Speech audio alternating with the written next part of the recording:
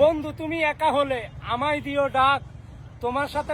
নেটি দুনিয়ায় খুবই পরিচিত মুখ রিপন মিয়া।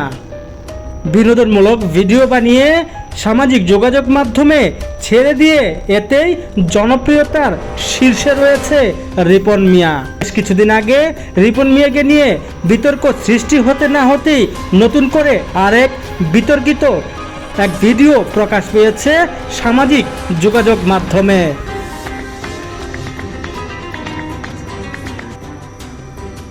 ভিডিওটিতে দেখা যাচ্ছে স্টেডিয়ামের এক গ্যালারিতে বসে একটি নারীর সাথে লিপ কিস করছেন।